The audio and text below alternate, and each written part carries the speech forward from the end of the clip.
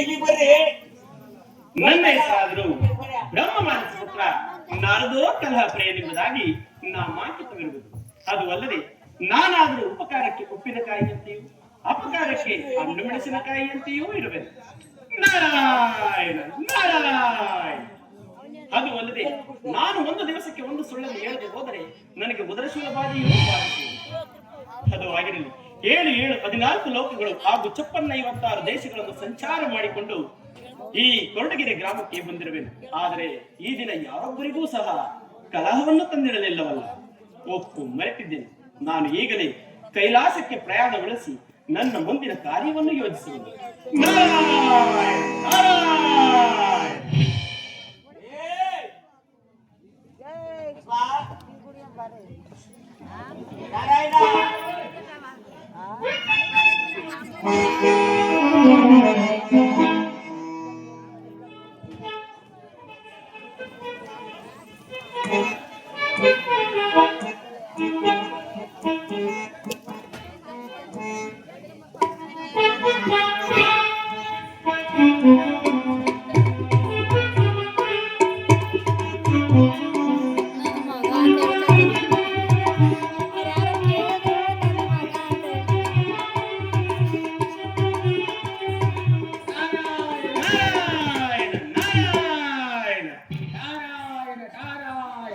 ಇದೇನಿದು?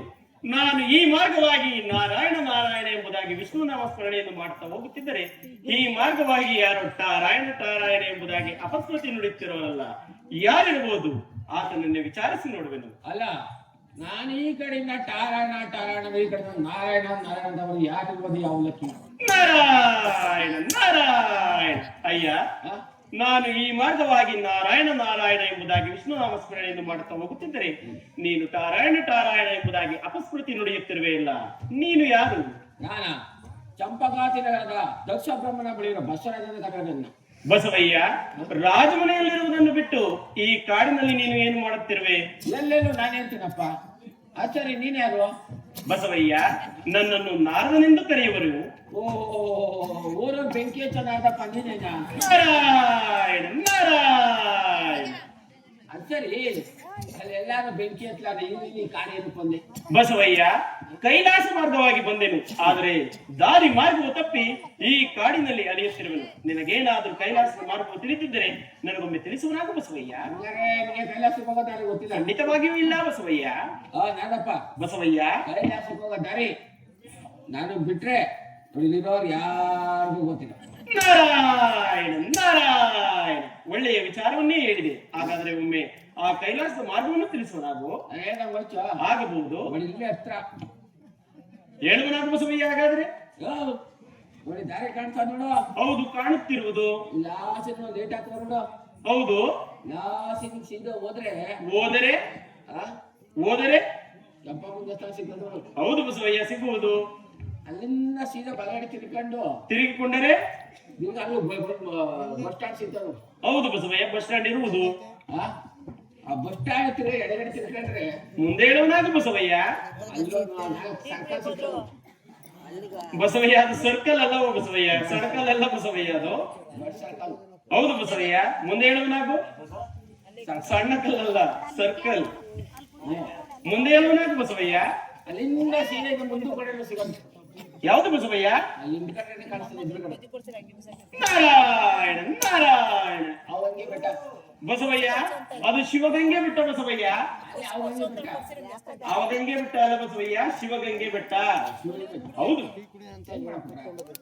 ಹೌದು ಬಸವಯ್ಯ, ಮುಂದೆ ಹೇಳು. ನಾನು ಆ ಬೆಟ್ಟ ಕತ್ಬಿಟ್ಟು ಹತ್ತಿ ಸೀದಾ ತುದಿಗೆ ಹೋಗ್ಬೇಕು ನೋಡು. ಹೌದು ಬಸವಯ್ಯ, ಹೋಗಬಹುದು. ನೋಡು, ಅಲ್ಲಿ ನಾನು ಕೋಡದಲ್ಲಿ ನಿಂತ್ಕೊಂಡೆ ಇರುವುದು. ದೂಕೆ. ಹೌದು ಬಸವಯ್ಯ, ಇರುವುದು. ಹೌದು, ಮುಂದೆ ಹೇಳುವನಾಗು. ಆ ತುದಿ ಮೇಲೆ ಕೋಡದಲ್ಲಿ ಮೇಲೆ ನಿಂತುಕೊಂಡು ಸರಿ, ನಿನ್ಗೇನಾದ್ರು ಎಂಡ್ರ ಮಕ್ಳೇನಾದ್ರು ಬಸವಯ್ಯ, ಈ ಪಾತ್ರಕ್ಕೆ ತಕ್ಕದಾಗಿ ನಾನು ಬ್ರಹ್ಮಚಾರಿ. ಮುಂದೆ ಏನು ಹೇಳಬೇಡ, ಮುಂದೆ ಹೇಳುವನಾಗು. ಇಲ್ಲ ಬಸವಯ್ಯ, ಮುಂದೆ ಹೇಳುವನಾಗು ಬಸವಯ್ಯ. ಬಸವಯ್ಯ, ಈ ಪಾತ್ರಕ್ಕೆ ತಕ್ಕನಾಗಿ ನಾನು ಬ್ರಹ್ಮಚಾರಿ ಎಂದು ಹೇಳಲಿಲ್ಲವೇ? ಹೌದು ಬಸವಯ್ಯ. ನಿಮ್ ತಂದೆ ತಾಯಿ ಯಾವ್ದು? ಅಯ್ಯೋ ಪಾಪಿ ಬಸವಯ್ಯ, ತಂದೆ ತಾಯಿಗಳಲ್ಲದೆ ಮಕ್ಕಳು ಜನಿಸುವರೇ ಬಸವಯ್ಯ. ಇಷ್ಟೊಂದು ಮಳೆ ಬಿಟ್ಟದೆ. ಬಸವಯ್ಯ, ಸೃಷ್ಟಿಕರ್ತನಾದ ಬ್ರಹ್ಮನೇ ನನ್ನ ತಂದೆಯು, ವಾಗ್ದೇವಿಯಾದ ಸರಸ್ವತಿ ದೇವಿಯೇ ನನ್ನ ತಾಯಿಯು. ಆಯ್ತು. ತಿಳಿಯಿತು? ಓ, ಓ, ಓ. ಮುಂದೆ ಹೇಳುವನಾಗು. ನಿಮ್ ತಂದೆ ತಾಯಿ ಮನಸ್ಸಲ್ಲಿ ನೆನೆಸಿಕೊಂಡು ಎರಡು ಕಾಲ ಕೋಳದ ಮೇಲಿಂದ ಎರಡು ಕಾಲ ದೋಷ ಮಾಡ್ಬಿಟ್ಟು ಅನಂತರವಾಗಿ ಜೈ ಪರಮೇಶ್ವರ ನಾರಾಯಣ ನಾರಾಯಣ. ಕೈಲಾಸ. ಬಸವಯ್ಯ, ನೀನು ಹೇಳಿದ ರೀತಿ ನಾನೇನಾದ್ರೂ ಹೋದರೆ ಕೈಲಾಸ ತಲುಪುವುದರಲ್ಲಿ ಸಂಶಯ ಇಲ್ಲವಯ್ಯ. ನಾನು ಹೇಳ್ದಾಗ ಹೋಯ್ತು. ಆಗಬಹುದು ತಂದೆ, ತಾವಿನ್ನೂ ತೆರಳುವರಾಗಿ. ಓ, ಯಾವ ಮಾತ್ರ ಮರಿ ಹಾ ಹೇಳು. ನಾವು ಯೂಸ್ ಮಾಡಿ ದುಮ್ಕತ್ ಮಾತ್ರ ಬಿಡಬೇಡ. ಆಗಬಹುದು ಬಸವಯ್ಯ. ಆಮೇಲೆ ನಾರಾಯಣ ನಾರಾಯಣ. ಈ ಬಸವನು ಹೇಳಿದ ರೀತಿ ನಾನೇನಾದ್ರೂ ಹೋದರೆ ಕೈಲಾಸ ತಲುಪುವುದರಲ್ಲಿ ಸಂಶಯವೇ ಇಲ್ಲ. ಬಸವನು ಹೇಳಿದ ರೀತಿ ನೀವ್ಯಾರು ಹೋಗಬೇಡಿ. ತಿಳಿಯಿತೆ? ನಾರಾಯಣ ನಾರಾಯಣ.